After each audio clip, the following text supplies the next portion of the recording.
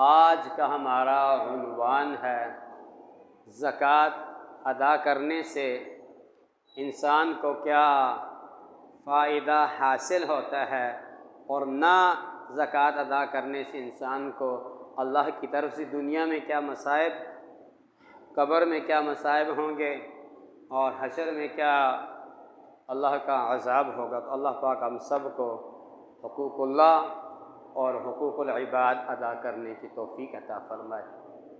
कुरान मजीद फ़ुरक़ान हमीद में कई मक़ामात पर अल्लाह तबारक व तआला ने नमाज के साथ ज़कात का हुक्म फ़रमाया है। सूरह बकरा की जो आयात करीमा आप हज़रात के सामने तिलावत करने का शरफ़ हासिल किया है, फ़रमाया वाक़ीमुस्सलात व आतुज़्ज़का वरकऊ मअर राकिईन, नमाज कायम करो, ज़कात अदा करो और रुकू करने वालों के साथ रुकू करो। तीन चीज़ों का ज़िक्र फरमाया है कि नमाज को कायम करना है, ज़कात को अदा करना है और नमाज को बाजमात अदा करना है, रुकू करने वालों के साथ रुकू करना है। तो नमाज को अल्लाह तबारक व तआला ने मुक़द्दम फरमाया, ज़कात के हुक्म को मुअख़्ख़र फरमाया और उसके बाद जो है फिर तीसरे नंबर पर जो है जमात का ज़िक्र फरमाया है। तो लिहाजा मालूम हुआ कि नमाज चाहे कोई गरीब है या अमीर है, कोई आला है या अदना है, कोई बीमार है या तंदुरुस्त है, कोई सफ़र में है या हज़र में है, नमाज को हर हाल में, हर हालत में अदा करना है। अब जब ज़कात का मसला आता है तो सबसे पहले ज़कात अदा करने के लिए हमें किन चीज़ों की ज़रूरत है। फ़ज़ाइल उस वक्त हासिल होते हैं जब मसाइल आते हैं। भाई आपसे पूछा जाए, आप से सवाल ये कोई करे कि क्या मुझ पर ज़कात वाजिब है, तो आपने सबसे पहले किस चीज़ को देखना है कि मुझसे सवाल करने वाला चाहे मर्द है या औरत है, ये मुसलमान है। क्या है? मुसलमान। याद रखना, ये अब आपको इल्म ज़कात में सिखा रहा हूँ। अब आपके अंदर ये चीज़ नहीं है कि भाई मुझे ज़कात का इल्म नहीं आ रहा है। कोई भी ज़कात अदा करने वाला होगा, सबसे पहले उसकी हमने बुनियादी चीज़ क्या देखनी है कि आया कि ये मुसलमान है या काफिर है। मुसलमान है, यहूदी, ईसाई या कुछ भी है, लेकिन अगर वो मुसलमान है, चाहे मर्द है या औरत है, फिर ये देखना है कि ये बालिग है या नाबालिग है। फिर ये देखना है ये आकिल है या मजनून है। अब आज़ाद और ग़ुलाम इस दौर में तो ग़ुलामों का दौर नहीं है, बस आपने ये चंद चीज़ें देखनी है। जब ये चीज़ें आपने देखी कि भाई वो मुसलमान है, वो आकिल भी है, वो बालिग भी है, तो फिर ये देखना है कि ये जो ज़कात अदा कर रहा है, ज़कात में कितनी मिक़दार में इसके पास पैसा होना चाहिए। अब ये देखा कि भाई साहिब निसाब उस शख्स को कहते हैं कि ऐसा मर्द या औरत जो मुसलमान हो, जो आक़िल हो, बालिग हो, जिसके पास 52.5 तोले चांदी या 7.5 तोले सोना हो कम अज़ कम, उस पर ज़कात क्या हो जाएगी? फ़र्ज़ हो जाएगी। अच्छा, सोना चांदी नहीं है तो फिर ये देखा जाएगा कि ये इसके पास जो माल है वो तिजारत के लिए है या नहीं है। फर्ज़ आपने एक प्लाट ख़रीदा है कि भाई इस पर मैं मकान बनाऊंगा, क्या करूंगा? मकान बनाऊंगा। तो अब ये तिजारत के लिए आपने नहीं ख़रीदा, ये आपने अपनी ज़ाती इस्तेमाल के लिए ख़रीदा है। और एक प्लाट आपने ख़रीदा है कि जब इसकी कीमत बढ़ जाएगी, मैंने 85 लाख का प्लाट ख़रीदा है, जब ये 2 करोड़ का, 1.5 करोड़ का, 1 करोड़ का हो जाएगा, मैं इसे बेच दूंगा। ख़रीदा, आपकी नीयत क्या है? बेचने की। क्या है? तिजारत की है। लिहाजा इस प्लाट पर जो आप पर ज़कात क्या हो जाएगी? फ़र्ज़ हो जाएगी। और ख़रीदने के बाद फ़र्ज़ आपने जो एक प्लाट ख़रीदा कि भाई मैं इसको आगे बेच दूंगा, कुछ दिनों के बाद आपकी नीयत तब्दील हो जाती है कि इस प्लाट को मैं बेचना नहीं है, मैंने अपना मकान बनाना है। गौर से समझ आ रही है? गौर से सुनते जाएं। तो ये आपका प्लाट तिजारत की नीयत से नहीं है, लिहाजा इस पर ज़कात फ़र्ज़ नहीं है। आपने एक कार ख़रीदी है, 40 लाख की, इस पर मैं खुद सवार होकर जाऊंगा, अपने घर की ज़रूरत के लिए ख़रीदी है।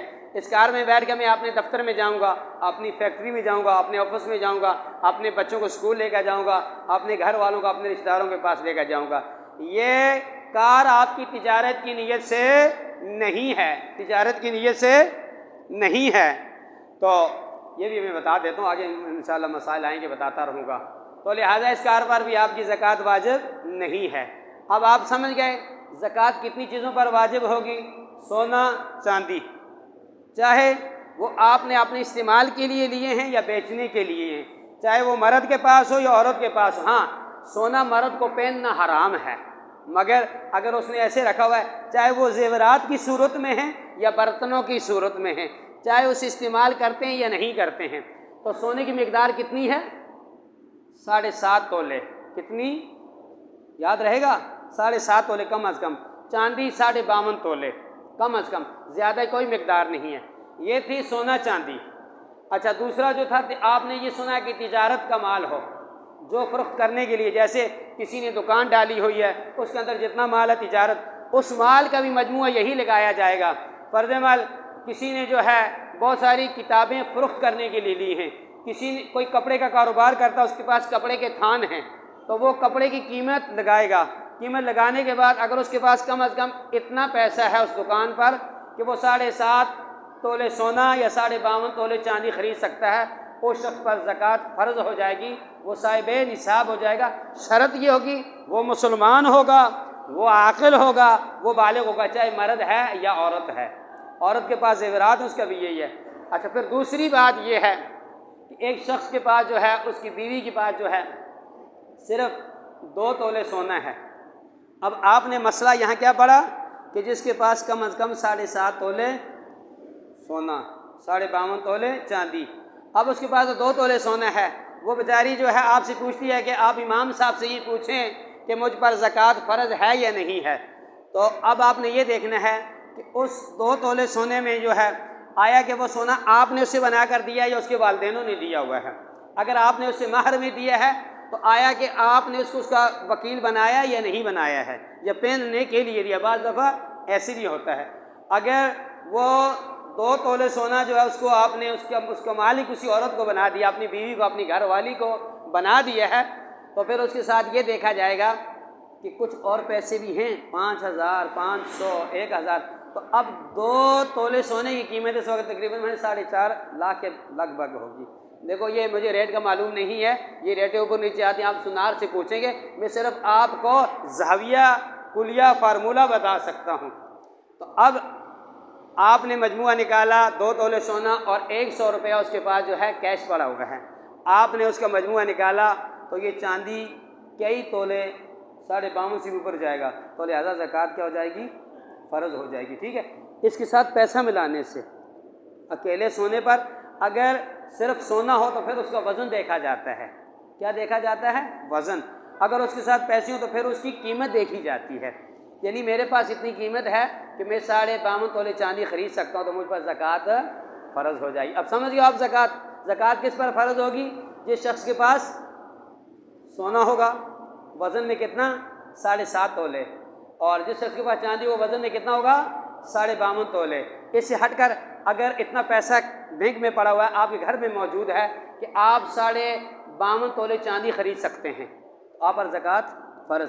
फिर जिस शख्स के पास प्लाट है, तो वो प्लाट के बारे में ये सोचता है कि मैंने प्लाट अपना मकान बनाने की नीयत से, अपनी ज़रूरत की नीयत से नहीं ख़रीदा है, मैंने आगे बेचने की नीयत से ख़रीदा है कि मैं इस पर मैं तिजारत करूँगा, मुझे पैसा ज़्यादा मिलेगा तो मैं आगे बेच दूँगा, उस पर ज़कात। ऐसी कार आपने ली है कि इस कार को मैं आगे, फ़र्ज़ माल आपने 30 लाख की कार ली है, तो आपने सोचा कि आगे कीमत बढ़ेगी तो उसको मैं 32 लाख में, 33 लाख, 34 लाख, 35 लाख में मैं फ़रोख्त कर दूँगा, तो वो आपकी तिजारत की कार, उस पर आपकी ज़कात फ़र्ज़ होगी। जो चीज़ आपकी ज़रूरत के लिए, उस पर ज़कात फ़र्ज़ नहीं होगी। सोने चांदी के अलावा, सोना चांदी के अलावा बाकी अगर आपकी ज़रूरत के लिए है, उस पर ज़कात फ़र्ज़ नहीं है। फिर किस माल पर ज़कात फ़र्ज़ होती है? जिस पर आप तिजारत करते हैं, जिसको ख़रीद कर आगे आप फ़रोख्त करते हैं, तो अब आपको ज़कात देनी होगी। ज़कात का हिसाब कैसे करना है, गौर से सुने। आपके पास 40 लाख है, 40 लाख को 40 पर तकसीम करना है। 40 लाख को 40 पर तकसीम करेंगे तो जो जवाब निकलेगा वो पैसा आपने ज़कात में देना है। आपके पास 1000 है तो 1000 को जब आप 40 पर तकसीम करेंगे तो जवाब क्या आएगा जी? तकसीम करें ना, 1000 को 40 पर तकसीम करें, जो जवाब आएगा वो आपकी ज़कात बनेगी। ठीक है, तो इसी तरह से जो है 1 लाख है उसको 40 पर तकसीम करेंगे तो 2500 रुपया जो है आपकी जवाब आएगा। तो ये 2500 रुपया आपका ज़कात। इस तरह से यानी अगर आपके पास 1 करोड़ रुपया भी है तो आपने 40 से तकसीम करके आपने ज़कात देनी है। नक्स कमी क्या है कि ज़कात हमारी 1 लाख बनती है, हम लाकर जो है ना 10,000 पकड़ा देते हैं। अब मुझे ये बताएं कि किसी पर जो है फ़जर की नमाज से लेकर इशा की नमाज फ़र्ज़ है, उसने फ़जर की पढ़ ली, ज़ोहर की छोड़ दी, असर की पढ़ी, इशा की छोड़ दी, आया कि वल्लाह के हाँ मुजरिम है या बरी ज़िम्मा है? मुजरिम हुआ ना, फ़जर तो होगी। इसी तरह से ज़कात पूरी अदा करनी है। माल कब बर्बाद होता है, माल कब हलाक होता है, बीमारियां कब आती हैं, फैक्ट्रियों में आग कब लगती है कि जो लोग अपने माल की ज़कात अदा नहीं करते हैं। गौर से सुनना, ठीक है। उन लोगों के माल डाकू ले जाते हैं, अस्पतालों में जो है वाशी डॉक्टर जो होते हैं वो ले लेते हैं कि जो आज जिंदे इंसानों का गोश्त खा रहे हैं वो फिर इस तरीके से ले जाते हैं। इसी तरह से जो है चोर ले जाते हैं, ऐसी बीमारी लग जाती है, फैक्ट्री में आग लग जाती है। दरबार मुस्तफ़ा अलैहिस्सलातु वस्सलाम सजा हुआ है। हुज़ूर अकरम सरवर कायनात सल्लल्लाहु ताला अलैहि वसल्लम आपने सहाबा को ज़कात की फ़र्ज़ियत की जो है तालीम दे रहे हैं। एक यहूदी बैठा हुआ है, मजमा सरकार में बैठा हुआ है, निगाह मुस्तफ़ा बार बार उठती है और यहूदी का दिल जो है ईमान की तरफ माइल हो रहा है। सरकार ने ज़कात की फजीलत बयान करते हुए इरशाद फरमाया कि मेरे सहाबा, जो लोग अपने मालों की ज़कात अदा करते हैं, अल्लाह तबारक व तआला उनके माल की हिफाजत खुद फरमाता है।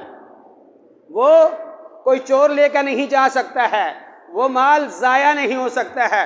उस यहूदी के दिल में ख्याल आया कि मोहम्मद जो कह रहे हैं अगर ये बात सच्ची हुई तो मैं यकीन जो है ईमान लेकर, यकीनन ईमान लाकर मुसलमान हो जाऊंगा। वो गया। उस दौर के अंदर जो है तिजारत के काफ़िले जाते थे, मुल्क शाम में जाते थे, हर तरह सफ़र करते थे। उसका जो जिसके साथ उसकी शराकत थी कारोबार में, उसने एक शख्स को जो है अपना ऊँट और अपना सामान उसके हवाले कर दिया कि ले जाओ और इसे बेच कर आ जाओ। अब वो काफ़िला, वो ऊँट वाला काफ़िले के साथ जो है चलने लगा। कुछ फासले पर गया कि उसके ऊँट की टांग टूट जाती है, वो पीछे जंगल में रह जाता है। आगे जो काफ़िले वाले थे उन सब को डाकुओं ने जो उनका सामान छीन लिया।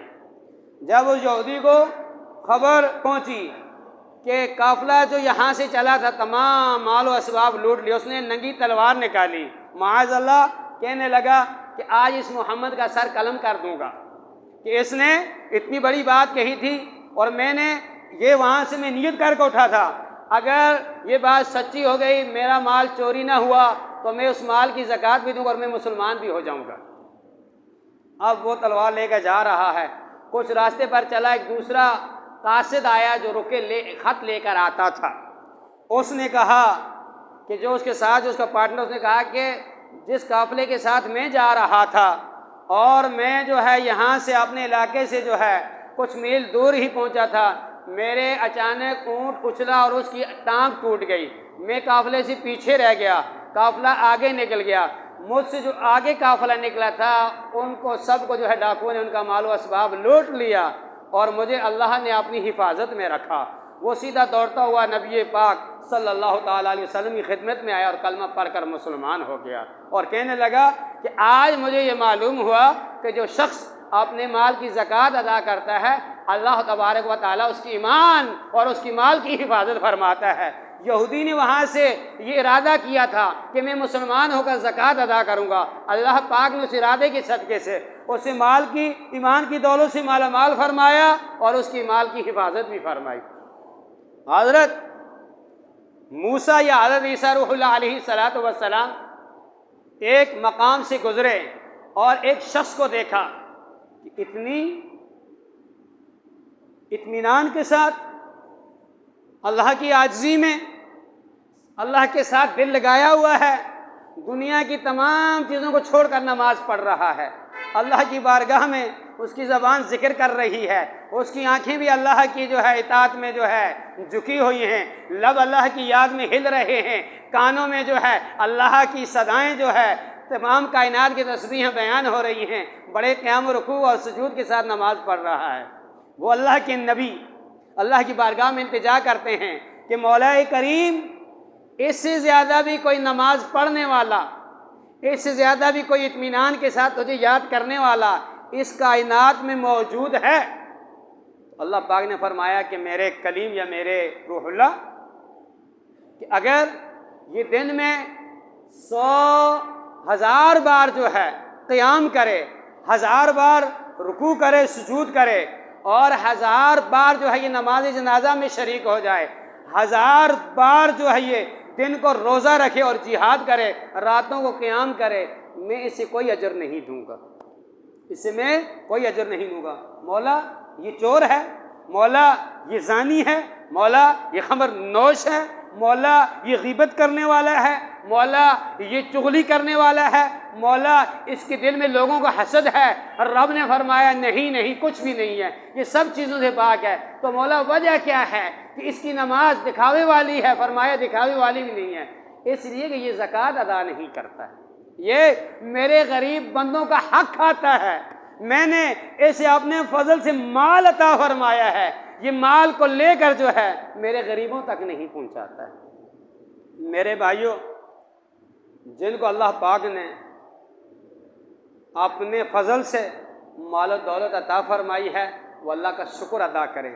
ये माल दुनिया में शोहरत भी है और कब्र में अजाब भी है। याद रखना, इंशाअल्लाह आगे आप सुनेंगे। मैं आपको, क्योंकि मैं तो निस्बत वाला हूँ, मेरी पहचान अल्लाह के वलियों से होती है, उन्हीं की ग़ुलामी का पटा मेरे गले में डला हुआ है, उन्हीं की ड्यूटी से मैं यहाँ बैठा हूँ। मुझे ये बताएं कि आलम शाह बाबा का बंगला कहाँ था? बोलो, आज मैं तुमसे सवाल करता हूँ, पूरी ज़िंदगी मुझसे पूछते रहे हो। अब्दुल्ला शाह गाजी साहब की कोठी कहाँ थी? हज़रत अली अजमेरी का बंगला कहाँ था? हज़रत मोइनुद्दीन चिश्ती की कोठी कहाँ थी? चलो, हज़रत गौस से पाक के बारे में आता है कि बहुत बड़ी तिजारत करते थे। मुझे बताओ, आज किन की कब्रों पर फातिहा हो रही है? वो बंगलों वाले, वो फैक्ट्रियों वाले, वो कहाँ हैं? कोई औलाद जाकर उनके लिए जो है दुआ मांग रही है?